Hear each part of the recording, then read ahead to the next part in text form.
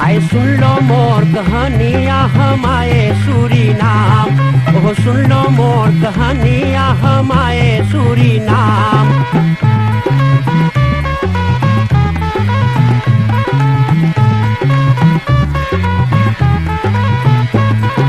हिंदुस्तान में गांव गांव एक बकरा पीटा डंका, अरे हिंदुस्तान में गांव गांव एक बकरा पीटा डंका। अरे हिंदुस्तानी आओ चले, अरे जहाँ न कोई चिंता, वहाँ सोने के है खरिया आ चले सूरीनाम, वहाँ सोने के है खरिया आ चले सूरीनाम।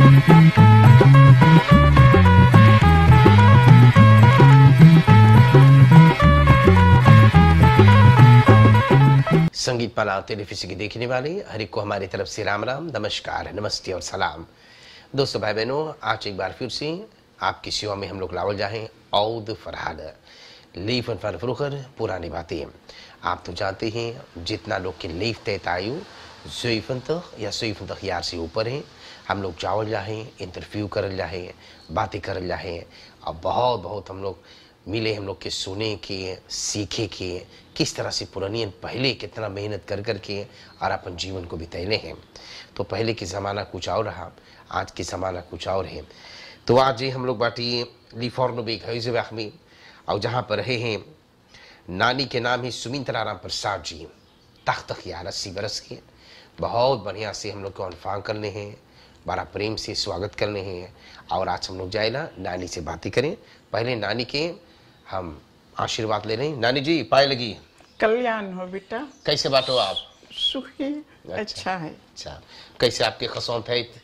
खसौन थे भी रेदलक है बेटा। वाह वाह, बहुत सुंदर बात। तो कहाँ पर आपके आप शुरुआत करने से पहले कुछ मांगे परमात्मा के नाम ले हुए, तो हम आपके हाँ। अवसर देला, आप ले लेवा, तो फिर उसके बाद हम लोग आगे बढ़ेंगे। ओम श्री गणेशाय नमः। गजाननं भूतगणादिसेवितं कपितजम्बूफलचारुभक्षणम् उमासुतं शोकविनाशकारिकं नमामि विघ्नेश्वरपादपङ्कजं। श्री सीताराम लखन की जय। ओम विश्व भरण पोषण करे जोई, ताकर नाम भरत यस होई। विश्व भरण पोषण करे जोई, ताकर नाम भरत यस होई। श्री रामचंद्र भगवान छोटे भ्राता भरत जी के आज्ञा करीन है कि सारे विश्व की पोषण पालन तू करो। उनके शरणागत में हम सब भोजन पानी पाएला। हाँ। यही बोलत मांगत रहे भैया। अच्छा जी। और जब भजन मांगो तेम है आपके, तो भजन भी कर सकेला। एक भजन आप सुनाओ तो आगे कार्यक्रम बढ़ाओ जाए। अच्छा। बहुत सुंदर बात है। हाँ, बड़ा सुंदर बात। नानी जी अपन जीवन देखो ले चले हैं भजन के साथ में, बहुत सुंदर बात है। तो एक भजन सुनाए, उसके बाद में आगे कार्यक्रम बढ़ाओ जाए।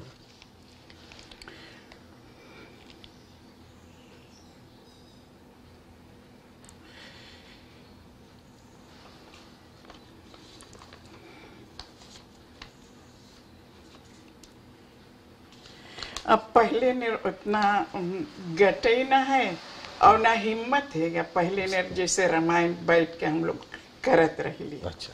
अब वैसे ना है क्या भैया। अच्छा जी। या हमारे जरूर कोशिश कर ला, रोज पूजा पाठ में रहीला जी। मेरे शरण या किसी है और जो रोज के काम है। रोम रोम में बसने वाले राम, जगत के स्वामी तू अंतर जामी, मैं तुझे से क्या मांगू। मेरे रोम रोम में बसने वाले राम, जगत के स्वामी तू अंतर्यामी, मैं तुझसे क्या मांगूं। आस का बंधन छोड़ चुकी हूँ, आस का बंधन छोड़ चुकी हूँ, आस का बंधन छोड़ चुकी हूँ, तुझ पर सब कुछ छोड़ चुकी हूँ, आस का बंधन छोड़ चुकी हूँ। नाथ तेरे मैं क्यों कुछ मांगूं, तू जाने तेरा काम, जगत के स्वामी तू अंतर्यामी, मैं तुझसे क्या मांगूं, मैं तुझसे क्या मांगूं। तेरे चरण के धूल जो पावे, वो कंकर हीरा बन जावे। तेरे चरण के धूल जो पावे, वो कंकर हीरा बन जावे। भाग मेरे जो मैंने पाया, इन चरणों में धाम, जगत के स्वामी तू अंतर्यामी, मैं तुझसे क्या मांगूं, मैं तुझसे क्या मांगूं। भेद कोई तेरा कोई क्या कोई जाने, भेद को तेरा क्या कोई जाने। तू जाने तेरा काम, जगत के स्वामी तू अंतर्यामी, मैं तुझसे क्या मांगूं। तेरे किए को हम क्या देवें, तेरे किए को हम क्या देवें। भले बुरे का नाम, जगत के स्वामी तू अंतर्यामी, मैं तुझसे क्या मांगूं। रोम रोम में बसने वाले राम, जगत के स्वामी तू अंतर्यामी, मैं तुझसे क्या मांगूं, मैं तुझसे क्या मांगूं। वाह नानी, बड़ा सुंदर भजन। तो ये भजन आप रोज करो हैं? हाँ भैया, बहुत सुंदर है, बहुत सुंदर भजन। नानी, कहाँ आपके जन्म कर्म है?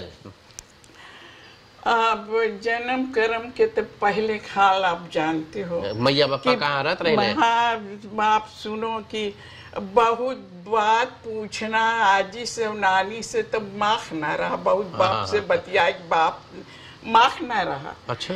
या तो जब हम 8-9 बरिस के 6-7 बरिस के भली ताजी के लहंगा पकड़ के बगल में ठड़ा हुई, तो सुनी की जोन बात बतियाए सब तो सुनी, कभी कभी याद रहे है क्या वो सब बात। तो वो बोले कि पिपरा पात से नानी हमारे लिफोर्नो बेक है, इसमें ओके एगो पन्नासी यहाँ रहा। अच्छा। हमरे नानी के नाना के, और तब इस सब पिपरा पात में रहले हमार बाप, एक बेटा है अपने बाप के। अच्छा। और 3 बहन। तो इतना दुलार हम तो देखी कि जैसे देवता हमारे फुआ लोग पूजे हमरे बाप के। तो वो मारे वो बोले चहटा वटा बहुत ना जात रहले, भैया के सब कोई हेल्प करे, धान बोआई सब कुछ। एक लड़का आजी रहा, आजा गुजर गया रहा जी। बोले हम 9 महीना के रहली था, हमारा राजा गुजर गया जी।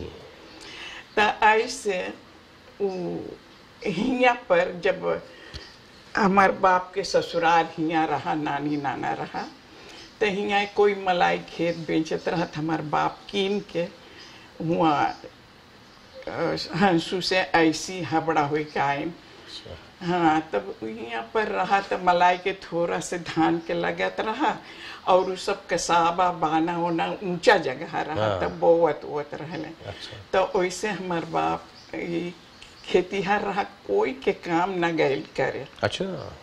जब मामा लोगन मेड़ी उड़ी बांधे तो शाम बंधवावे तो आपन ऐसे उ सब मिल के काम करत रहे खेत में। और गाय गोरू मुर्गी चिंगना मार पोसल रहत रहा। अच्छा। माँ धान थोड़ा समर बाप लगात रहा, ओके जगह न रहा उतना। हाँ, तो ऐसे हम लोग पोसैली हिया पैरा बिछाए के साका बिछाए तो वही हमार माई हम लोग के सुतावे।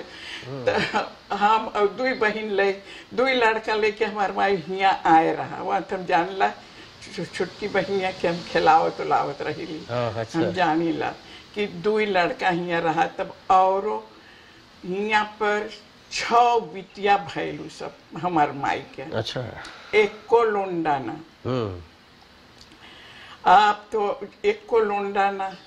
और हम देखी कि उ सब बतिया के अरे आपकी वाला बेटवा हुई तो ओहू ना बेटवा सब बिटिया आँख में ऐसे हम लोग अपने माई बाप के। अच्छा अच्छा अच्छा। आँख में ऐसे तो ऐसे करत करत पोसाइली हम लोग। धान थोड़ा लगे तब अब ढेर परिवार हो गया, 8 बिटिया हो गए।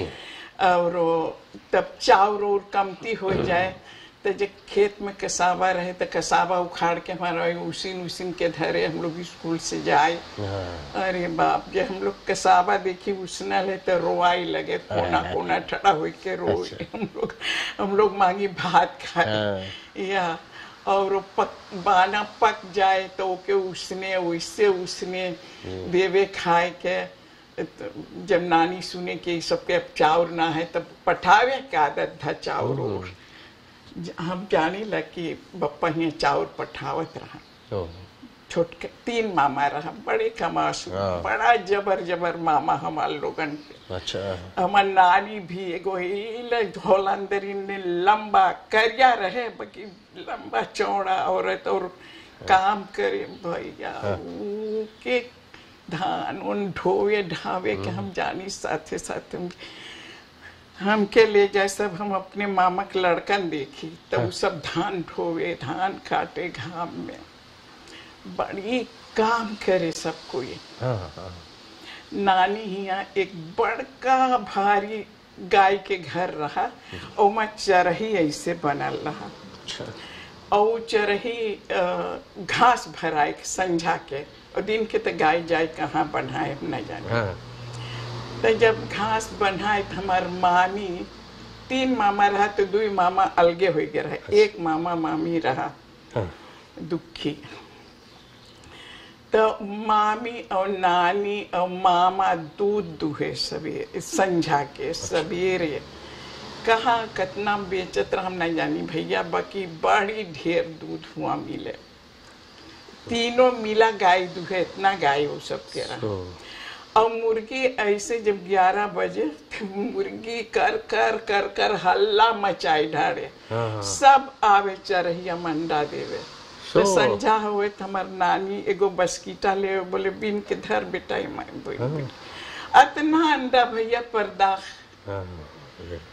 नानी हिया माँ हमारे बाप हिया, हमारे बाप बहुत काम न करे, वो हरदम या हमार मामा लोग बहुत कमाशुत मने रहा। हमार नानी ओइसने हमार नाना जी, हमार नाना बीमार हो गया तर और 8 बरिस के रहली तो हमार नाना गुजर गया।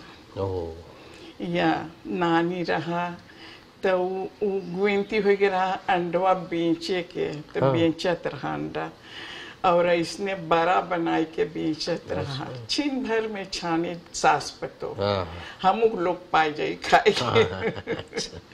हाँ, तब इसने जानी ला छोटा पर से इसे चलल और ऐसे कुछ रोज बात बड़का होत हम सबसे बड़का लड़का अपने माई के। कई लड़कन भैया आप लोग? 8 बहन बाटी। हाँ, तो यही मारे ज्यादा बहुत स्कूल ना जाए पहले। कौन क्लास तक गई लो आप? अब गईली तो इधर क्लास दर क्लास में रोज फर्स्ट स्वयं होवे, तब अपने से हम बोली हम ना जाबे वहाँ, तो एक आगे मोई से फ्लॉक बोले लगल। अब हम लड़का देखले लगली मैया गए धान काटे तो कहूँ गए, और ऐसे वैसे तो हम ना गईली दो स्कूल भैया। एक तो खूब पढ़ी सोढ़ी, हम बाहर झारी रोज सबके खवाई पियाई पठाई, और बेबिया देखी हरे। और या और सबके फ्रे है तरह जब वो सब धान उन लगे के सम्मो आवे तो जाए खूब बिया हुआ हिंचे चहटा उटा खेले बोले। और हमें तो लड़का छोड़ के हम घर में सब जाइबे न करी, घर झारे बर्तन धोवे के वहाँ प्लाट पर ले जाओ सब बर्तन बटोर के। और ये बड़ा हम बोली पानी भर के पेटी में से लाई के धरो हुआ पर ऐसे रहा भैया। हम 16 बरिस के रहली, तब अब्बे हाईगा हम एक मौसा बोलत रही पांडे हबड़ा में, वहाँ पर मार्क्स पंडित के फूफा, अच्छा हमार बाप सब ऐसे भाई भाई मानत रहे। तब बोले कि भैया बोले हम आयली बात करे कि 3-4 गो बिटिया इधर लिफोर्नो कर रहा जो करिया मोटा रहा, तो 5 लड़कन के काम मिलत सीखन है इसमें। अच्छा। सीखे के तो हमार बाप लगे आयल बोले सुमित्रा के हम सोचिला कि पठा देऊंगा। अरे बोले सुमित्रा दोरो स्कूलिए न गए, बोले क्या करी, बोले वो सिखाएगा। हाँ। पढ़ाई और काम सिखाएगा। तो हमारे बाप बोले हाँ भैया तो बात ठीक है, मैं एक जने बातचीत करे हैगा लड़कियां ब्याह करे के। हाँ। तब बोले कि ओ भैया तब तो बड़ा अच्छा बात है। हाँ। अच्छा बात है भैया। बोले हम मांगत रहे, अरे हमारा बड़का लड़का तो हम मारू बैठ के ब्याह करे मांगेला। हाँ। अब काम करे पठा दे तब कैसे। तब बोले ना ना ना ना भैया बहुत अच्छा बात है, बातचीत करो ब्याह करो। तो भैया हमारे ब्याह तो बहुत बड़ा में भयल, बहुत हौसला से वो बारात बेस सब चीज आयल, लौंडा के नाच हिया हमार 3 गो फुआ और हमार मामा मामी बड़े बहुत गांव में इतना सुमति रहा कि हम ना बताओ। मौसा जो हमारा रहा पंडित, उनके बेटवा नोतारे से गया भाई लड़कों जाने नमुआ। अच्छा। भुलाई जाएगा। अरे उनके इतना हौसला जैसे उन्हीं का लड़का है ली हम। अच्छा। हमारे ब्याह में। हाँ। और ब्याह भय तब गैली जब तब देखी ऐसे रहा कि हमार मामा मम्मिया सास और हमार सास एक में रहा, तो हम न जानी कैसे ही सबके बातचीत रहा। तो जब हमार सास बतावे लगल, बताइस हमार सास कि देख तोर ससुर मर गए, तो हम लोग के बड़का खेत कप्तान बोई थी बहुत भारी, और हमें गाय गोरू ढेर के रहा। माँ जो गाय गोरू तोर ससुर मरल है, हमार ससुर इंडिया के मने रहले और सास यहाँ के पैदा। तो जब गाय ससुर मर गए तो गाय गोरू मरे लगल। बोले तोर ससुर कभी मछली ना खाई सेगा, और बोले कभी बाजार वजार सफर के ना जा, अपन गाय दूह के दूध पक के घी निकरे दही बने, वो सब चीज खेत में कोहड़ा के भाजी तूर के बने, ऐसे बितावीरी भाजी बने, वो बाजार के सौदा न जाने। सब दिन अपने खेत में कसाबा उखाड़े, पटेटा उखाड़े, वो सब ऐसे मेहनत करके। हमारे ससुर बड़े भक्त रहले भैया, बहुत भक्त रहले, लोग भी बताइस। हमारे सास के मारे जोन कोई बच गया रहा, हमरे घरे हमारे सास गुजरल। तो ऐसे बोले और बोले तब हम जब इतोर बोले नन्हुआ जब बीमार पड़ल तब बच्ची हम डेढ़ली, हमार भाई के सनेसा देली, तो हम अली अपने भाई हिया। हाँ। और गाय खून देवे लगल दूध, कि गाय मरे लगल, बच्चा मर जाए, तो बोले कई गो ओराएगे मर के। हाँ। तो जब लड़का हमार सास के बात है कि हमार लड़का जब बीमार पड़ल, तब बोले हम अपने भाई को बोलवाए के हम चला अली। तो 2 गो गाय लेके माई बेटवा आए। माँ हमार मम्मी सासू के हमरे देखे में जो दुख रहा, तो बहुत दुख रहा हमार सास के। अच्छा। वो बेचारी ना देख पावत रहा, तो ओकर कौन कसूर जी है। जी। तो बड़ी नाम उम से ओके बरे सबके कपड़ा धोई। हमारे हमें तो बहुत दुलार करत रहे, झूठ ना बोला। हमार मम्मी सास और 2 बेटवा रहा, 1 बिटिया रहा, 2 देवर रहा और 1 ननद रहा, जहाँ ब्याह भय रहा। वो सब बहुत दुलार करत रहा। हमें एक ही चीज ना मोई लगे कि हम सबके कपड़ा बटोरे के धोई धाई। तो जब हम अपने सास के कपड़ा धरी, तब मम्मिया उठा बिक देवे, बोले वो कानी के बोल दे अपने धोवे। तो हम अपने मन में सोचे, हम तो कभी कोई कुछ ना बोली। मैं अपने मन में सोची कि हम सबके कपड़ा धोइला और हम वो बूढ़ी बा कपड़ा ना धोवे देवे हैगा। तब बूढ़ा 1 आध बेर अली गईली, जब बप्पा मुझे लाइस गए और मामा गए लाइस उस समय। तो हमार सास आयल और हमरे बाप के लगे बहुत रोइस। बोले भैया हमार लड़कन हुआ निकारो, हम अपने लड़कन के साथ रहा। हमार बेटवा बहुत कमासुत लड़का हैगा।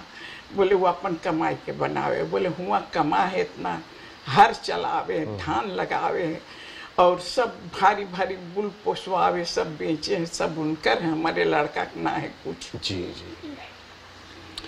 हमार बाप बोले हाँ सही समझीन बाकी हम तो अपन बड़का बिटिया ब्याह कर ली है। वहाँ से जब हम दामाद घर में लावे, अपने लगे लावे, तो लोग बोली कि ये दामाद के बसाए ले, इसे एकरे घरे बेटवा ना करब ब्याह और हमके खाली बिटिया हैगा। तो हमार माई सनेसा पठे से हमरे मामा लगे, बोले भैया आओ तो हमार समझीन आयल है। तो बिहान भर हम सुनली कि हमार मामा आयल और हम तो हुआ आयली, माँ हमार माई बताइस तो हम सुनली। तब बोले कि तोर मामा आए, तब माँ बप्पा के हल्ला करे लगल, बोले ई खेत में ना बसाइए, वो खेत जोन हम लोग देले रही तू लोग के वो खेत में बसाओ। बोले हम बोले समझीन तू ना घबरा, हम बनवा देवे। गढ़ा इतना जबर गढ़ा रहा, खेत ऐसे संपू रहा, खाली बप्पा के दे रहा धान लगावे के। मैया के दे देस, बोले तोर हिस्सा है क्या? तो दे देस, बोले धान लगाओ जो ने लड़कन खाए के चाउर रहे तो लोग के। तो वो खेत में हमार मामा ऐसे बड़का गोतरो खोद के ओके पाटी से पाट के एक झोपड़ी बनल हुआ पर पीना के, और पलंगा बका पलंगा से घेरायल, केवाड़ी लगल है सपोर्ट। अरे बोले हमारे आदमी भी सोचे कैसे हम जाए हुआ, पछताए। हमारे मामुआ बोले भैया हम लोग तोर कुछ ना लेवे और तू अपने घर में रहो, देख बनवा देली। तब आए हम लोग आयली दोनों प्राणी। और जब हमार ब्याह होवे के रहा, सब बात ठीक हो गया रहा, तब हमार मामुआ ससुर के बहनोई हमार पलवा हमरे बाप के पलवार लगत रहा। तब वो आयल, बोले भैया बुधरा, बोले रामलाल हिया दान दक्षिणा न दिया, वो बड़ा दर पिया सरवा। बोले हुआ दान दक्षिणा ना दिए, नहीं तो सब पी खाए के उड़ाई ढाड़ी, और लड़का हुआ के लड़का ओकर लड़का ना है, वो जाने सब कुछ। तो हमार बाप चल के बतिया कि हमार बाप हमरे माई से बोले, हम सुन ली कि हम अपन पहला लड़का ब्याह कर ला, बोले वो जाने ओकर भाग जाने, हम न जाने, जोन कुछ मिली हम सब ओके दे देवे, हम ना ही घर में छोड़ब दान पुण्य घर के चीज। तो मामा लोग सब कोई जुटल, फिर से का बातचीत सब करत रहा। तो हमार मामुआ ससुर आयल और कोई आयल, और ई डेबा जोन रहा सांगर, वो बड़का दामाद है हमरे ममुआ ससुर के। अच्छा। ओहो आए, तब हमारे ममुआ ससुर से बातचीत हो ले तो खूब जोर जोर बात करें, खूब हल्ला करके बोले बोले हम जब बोले एक चीज जब ले तब बोले तुम्हारे पेशाब से हम अपन मोश बना। अब बोली तमाशा घर में हंसाई हमारे फूल। बाकी उनकर ना चलत रहा, वो सब स्वर्ग में है। जितना फरियम बोग में ब्याह होवे 6 थरिया का हम नहीं जानी। चाउर ऐसे हमारे मामा लोग साकम भर भर लाए के बांध के तीनों मिला धर देश। दाल और का बोले मसालवा खड़े खड़े भैया हरदी वर्दी मारे। हम गैली एगो छोट के कोठड़ी रहा, में सब खाली सौदा भरल। अच्छा। सब हमारे बाप देश बोले ले जा ढोई के। अच्छा। ऐसे हम लोग के जीवन रहा। अब यहाँ आईली, अब बाप के घर लगे, अपने माइक सब दिन मदद कर ली, छोटा बहन के बाहर झर ली, स्कूल पठैली, सब कुछ। हमारे आदमी गए मनीषन के मंदिर मीरी में काम करे, तो वहाँ से 5 तक मिलत रहा पर वीक। तो ऐसे काम करत रहले, तो कैसे कहाँ बतियान बस चल गए ब्रोइसिल में काम करे। तो वहाँ 1200 रुपये 12 रुपया पर वीक मिलत रहा। और एगो बेटवा भैल भैया, वो बेटवा जो से हमारे बाप देखिस घरवा में पैदा भैल मैया। वो बेटवा के विश्वास न कर सके ओकरे घरे एगो बेटवा भैल है। वो दोनों प्राणी ना जाने कितना जैसे कहा के उ सब कितना पाई गए धन। वो लड़कवा देख के कि एगो बेटवा भैल। भैया बड़ा वो 6 बरही का होवत रहा। अच्छा। हम लोग के पैसा वैसा ना लगल, वही सब करत रहा। तब बस 6 महीना के जई भैल, तो हम हरदम दुबरहा हरदम कुछ न कुछ रहे। माँ हमार सास बीमार पड़ल ज्यादा, और बीमार रहा तो हम सब कुछ करत रही। माँ हम भी बीमार पड़ गईली, हमारा आदमी भी बीमार पड़ गया। अब बेबिया बचल है 6 महीना खाएगा। ओके के लेके रजिया के मूड़ी दबावत रही थी, मारी से एक लात अपने आजी की मूड़ी में। अरे बोली माँ, बोली लड़कुआ के गोड़ लगल है तोर मूड़िया में। बोले अरे बेटी, बोले वो हम तरंता तार हो जाब, हमार पोता के लात लगल हमारे। हम बोली बाप रे बाप। ऐसे हाथों हम चूड़िया पहने रहा पतरी पतरी, ऐसे तूर निकाल के हमके देश। बोले ले बेटी, हमरे पास और कुछ ना, तू बड़ा शोरगु कर ले, सुखी रही है बेटी। इतना आशीर्वाद बड़ी दिन ले सेवा कर ली, प्राण कर के चल गया। जब हम बहुत बीमार पड़ी, हमार माई बोले सुनील हम लड़कों ले बेटा, हम अपने लगे पोसब, और तू लोग दतरा उतरा सब कुछ कर। बहुत विनती प्रार्थना करे, सब लोग अच्छा भैली। माँ लड़कवा तो आयल तभी तो मोई रहा हमरे नानी, अपन नानी नाना लगे। अब ऐसे नहीं रह गए 6 महीना के अपने नानी नाना लगे। अच्छा। दिन भर हम सेवा सत्कार करी, मजे मांगे ले जाए ना मांगे जाए। अच्छा। चिल्लाए रोवे, तो खा करी छोड़ गई। और इतना दुलार बाप रे। अच्छा। आपके कई लड़कन बाटे? 6 गो। सब सुरनाम प्रदेश में है सब? ना यहाँ भी है क्या। अच्छा। और सुरीनाम में घर द्वार सबके यहाँ आवे जाए कर। अच्छा। आप कौन कौन देश घूम लो? गए रही अमेरिका भैया, और स्विट्जरलैंड गईली, और हॉलैंड में तो सब जगह गईली। ऐसे। अच्छा। हम देखिला समय हो गया नानी, समय हो गया। अब बता तो फरहलवे ना बताई भैली, देखिला समय हो गया। तू मांगत रहो सब जोन साइड हम बताइला कि जोन साइड हमारे आदमी के चोट लगल और गुजरल है। तो 3 रोज बाद एक लड़का पैदा भइल, एगो बेटवा। वो बेटवा जब पैदा भैल तो तू जानो है कि हमार बनावल घर 3 बरिस भैरा नवा ब्रोइसिल के सब कुछ से बनल रहा। वो तो हमार दुखवे ना सुन पैला बेउट समो हो गए। आप देखिए रहता ही तो हो गए ना, तो परिश्रम आप करेंगे सदु सदा फिर अवसर लगी तो फिर हम लोग करेंगे। अरे आप जो फरहालवा सुन तो अरे अच्छा। और कैसे उस सब के हम पोस लिए और कैसे ऑफ फूड कर ली। आज हमके डॉक्टर आंदस लोग हैगा, आज हमें डॉक्टर आंदस लोग उ लड़कन के जोन रकम से एगो 3 रोज बाद पैदा भइल, ओकर बाप के मट्टी दिली 3 रोज बाद पैदा भइल। बड़ा का डॉक्टर आंदस बड़े बड़े लड़कन भइल जोन मने पांडे वही तैत में हमारा आदमी गुजरल। जब पहिया पे इस बेर बड़का उपाय रहा। अच्छा। और हमार आदमी पहिया पे के पाछे पाछे सब करवावत रहा। तब जब उ जीतल वही नेत हमार आदमी चोटाई के मर गए। हाँ, तो ई गांव में हैगा एक लड़का जो उनकी हुआ कंतोरम पहिया पे के कंतोरम काम करत रहा। अच्छा।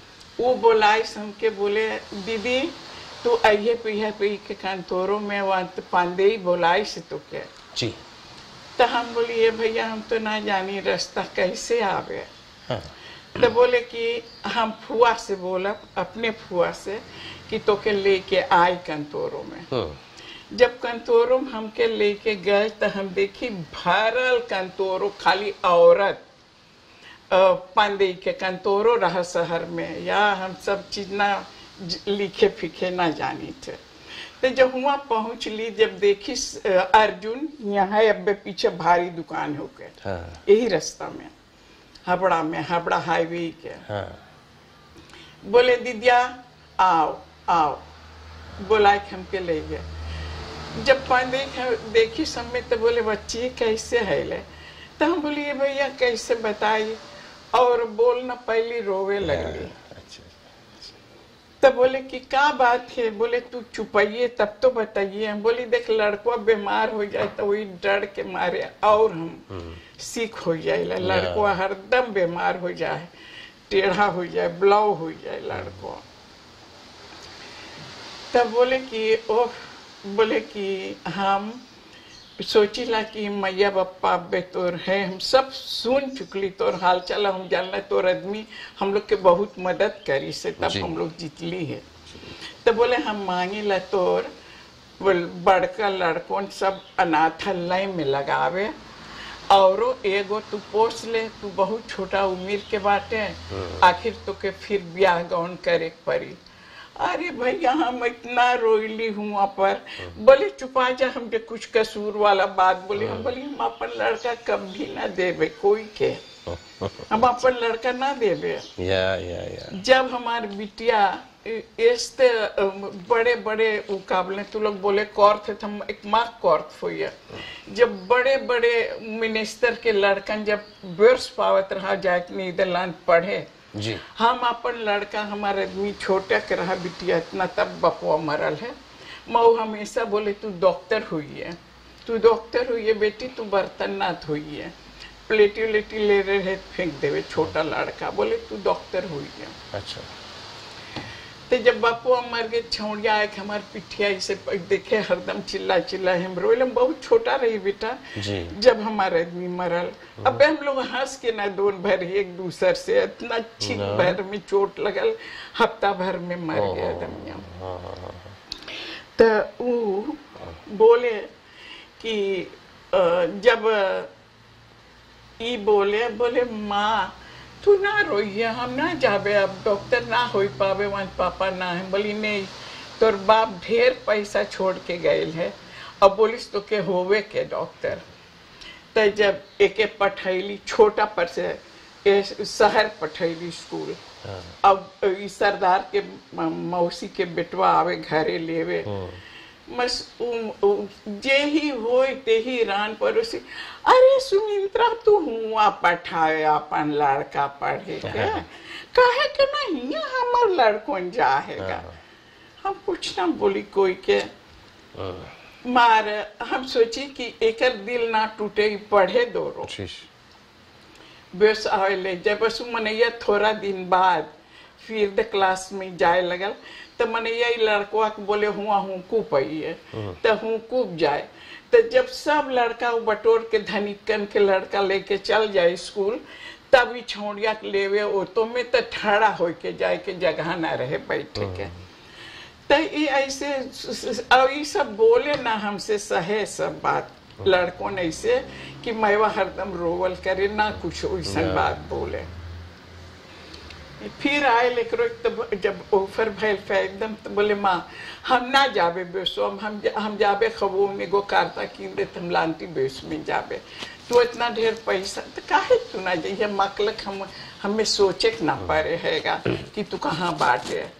हम जानी ला कि तू मोई से आइए घरे। बोले ना माँ, बोले हमें ठड़ा करे बैठे जगह ना दे है। दतरा हो गया, दतरा ना बनल हम दत हम मिनहा कर ली कि तू दतरा ना हो गया। वहाँ दतरा तोर बाप के लौटा दे फिक्स करके घरे आये और मूड़ी में चोट लगल, खून ना गिरल, मूड़ी हेरसन में चोट लगल और उ लौटा दे। बोले जा दवाई पी के सुतिए बिहान नहीं है तो ई मारे ओकर बप्पा मर गए। तो हम बोली बेटा हम ना मांगे लगी, हम डॉक्टर के नाम से हमेशा रोते रह गए कि एकर चले से हमारा आदमी मर गए। और हम लोग बहुत बहुत अलकार बहुत सुख से हम जब से हमारा ब्याह भइल हम रहत रहे। जी जी। और आज तक सब बड़का काम करे का करे हम नहीं जानी। एगो छौड़ी जोन एगो औरत जोन हिया पर रहा, खाली एक औरत उस स्टडी करे रहा जोन हमार बिटिया मांगिस माल ना देवे सबहन। तो सबहन लौत करिस दूसरे बरिस लौत करिस तो एस्त लौत जीतल। अच्छा, एस्त लौत जीतल तो कपड़ा जूता सब कुछ सबके देवे के पड़ल। अच्छा। और गैल पढ़िस और ऐसे अपने भाई बहन के बोलाइस, सब पढ़िस, कई गो डॉक्टर आंदस हमके हो गया वही जर से, नहीं तो हम ना कर पाती। मार कितना गरीब जान के व्यय जान के यहाँ के मिनिस्टर रान पड़ोसी सब कोई, अरे बाबू तुमसे क्या बोली कि लड़कन गाय लेके पसा हो तो बेक के बात के लड़का दौड़ के मारे जेकरे बाप माई। हमार लड़कन अकेले आज वही दांत चियारे ताकत है। बोली देख प्रभु राम के, इसी कारण हम प्रभु राम के बहुत बहुत रकम से धन्यवाद दी दुर्गा माता के कि वो ऐसे गिरत देखे तो उठा लेवे हाथ पकड़ के ठड़ा कर देवे। हमके बहुत सहारा मिलल और हम जानला भक्ति में कितना शक्ति है, बहुत शक्ति भैया। बहुत बहुत धन्यवाद नानी। इसी तरह से हम लोग प्रोग्राम लाए हैं। नानी अब्बे बतियाई रात भर अपन पूरा कहानी बताई सके, लेकिन प्रोग्राम समाप्त करना है। बताइने हैं किस तरह से अपन जीवन बिता, कितना गरीबी, क्या दुख, कौन कौन बात पर। नानी जी बहुत बहुत धन्यवाद है। अच्छा, वाह आशीर्वाद है बहुत। हम लोग जहाँ पर जावल जाए कुछ छोटा मोटा तोहफा लेकर जावल जाए। एगो पकेट आपके मिले है परिवार दिहाल की तरफ से, क्वाटा दिहाल क्वाटा खरडीसों बात में सुपर मार्केट जी परिवार दिहाल के, तो एगो पकेट पठेने वहां हम लोग रख देनी ही। इसके अलावा कुछ एनफलॉप है जे के जितना बन पड़ल है दे करके पठेने, आप कुछ का दो खरीद लियो। तो सबसे पहले परिवार फैमिली एस सुरदीन मॉन्टप्लसीरवाग 166 पठेने हैं। एक है न्यू स्टाइल बांधन सर्विस एंड फॉरसेकनिंग इंदिरा गांधी बाग से एक दान पठेने हैं। और एक है श्रीमान और श्रीमती देई का, पूरा नाम ना रखने हैं, श्रीमान और श्रीमती देई का बेटवा पतो और बेटी के साथ में देखो पठेने एक दान। और एक है परिवार नोहर बाल गोपाल क्रय केंद्र के साथ फैमिली नोहर की तरफ से। इतना आपकी मिलत है नानी, कुछ आप खरीद लिया। अंतिम में कुछ बोल देवा तो कार्यक्रम समाप्त कर जाए। सर्वे भवन्तु सुखिना सर्वे सन्तु निरामय सर्वे भद्राणि पश्यन्तु माँ कशे दुख भाग भये। सुखी रहे सारा संसार, दानी तो हमेशा उनके बढ़ंती होते रहे।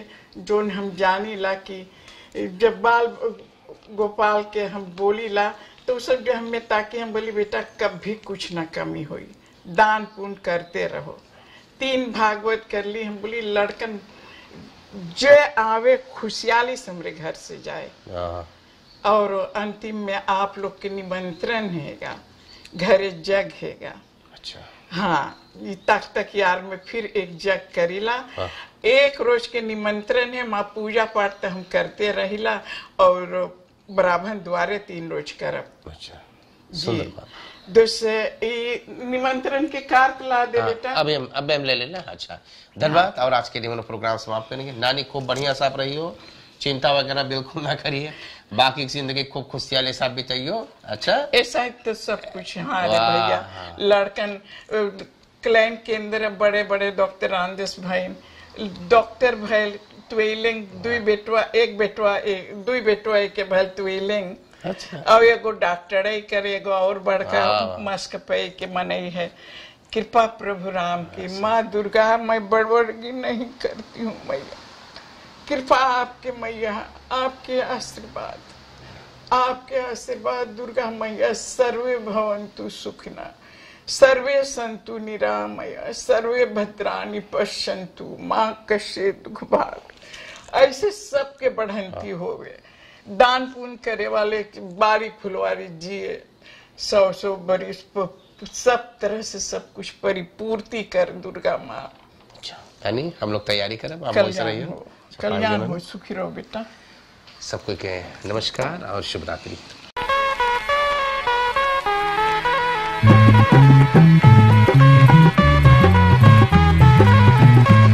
आए सुन लो मोर कहानियाँ हम आए सूरीनाम, ओह सुन लो मोर कहानियाँ हम आए सूरीनाम।